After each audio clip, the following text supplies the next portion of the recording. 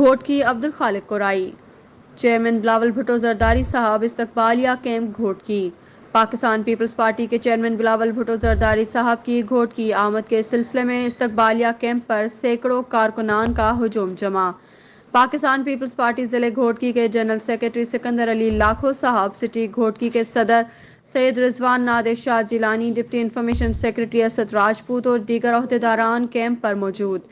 Chairman Bilawal Bhutto Zardari साहब का शानदार इस्तकबाल करने के लिए घोटकी की आवाम तैयार।